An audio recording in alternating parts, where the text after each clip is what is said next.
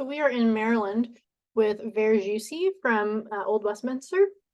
And I purposely have had this one for a while, been sitting on it because I purposely wanted to wait to put it in the January club just because I think it's fun to do like a low ABV, lighter January. I'm not someone that can personally do the whole dry January. But this is at least closer. It's only 8% alcohol. It's also a cutie little bottle, only 500 milliliters. So that's why I put liters in as well to kind of balance out the total amount of wine you get. Because this is just super unique, and I love what they did with it. So, a little background: Verjus is the green grapes that they take that never actually fully ripen and don't really have sugar in them.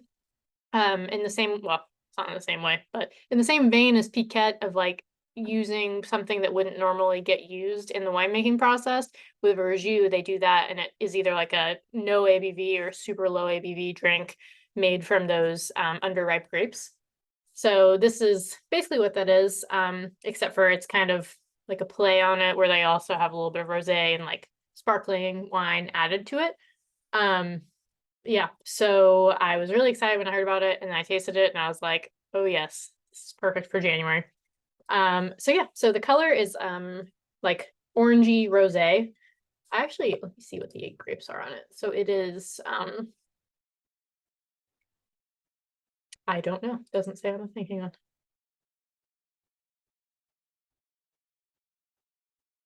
Doesn't say. It just says that it is a blend of the rosé wine and sparkling wine. So that's fine. All right. Yeah, so mystery. All right, so on the nose, I understand why they put the little oranges on the bottle because I think that's exactly what it's like. And honestly, the floral sooths makes perfect sense. And it's like fun and prickly on your tongue. Damn, this is a really good label. Now that I actually think about it. I hadn't really thought about it before this. So super citrusy and like vibrant, like the tangerines, but almost like not, I can't say underripe citrus, so I don't really know how to explain it. Like, oh, you know, it's almost like chilled citrus, if that makes sense. Like a cold orange, like you know that like cold orange, like when you peel it and it goes in your face. That's kind of what it feels like, especially with the bubbles. Um, Also some lemon. There's just something that like I can't really put my finger on. Like it might be this floral note that they've kind of like hinted at on here. There's definitely something that's a little bit like herbal about it. Almost maybe like a little tea like is that actually, is that chamomile? I don't think that's chamomile, flower on it, but if it is, then very on the nose. Let's try it.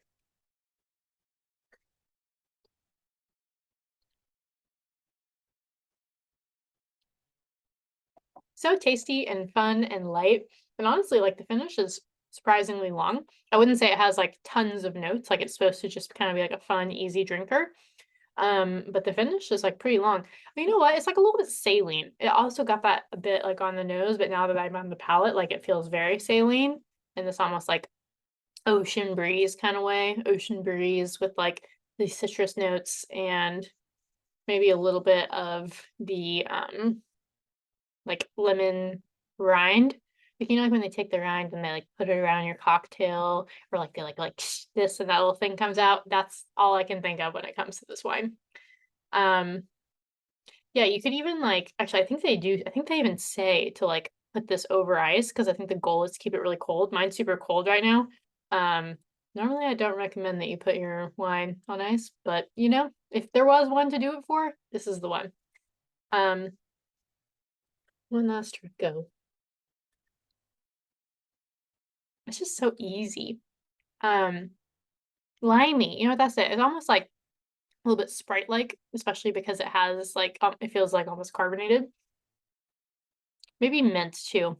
But I also might just be thinking that because when I want to pair it, I like the idea of like a watermelon and mint salad. This is not really the season for that, but if you can find a good watermelon with feta and all that, that would be so tasty here.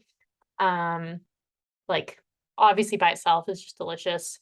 Uh, Potato chips, sandwiches, salads, light stuff. Basically, whatever I put like a Provençal style rosé with, I put this with. But this is just so much more interesting than that. So much more interesting than Provençal style rosé. So I hope you really like it. It is a departure, but it doesn't feel or taste like a scary departure from, the natural wines or what we would normally put in here. So I hope it's like a fun education moment, a fun, just different type of thing to drink. And yeah, we just love continuing to support a lot of these US natural winemakers, especially Old Westminster. We've been doing a lot with them and they just constantly innovate. So I hope you love it. Have a good one.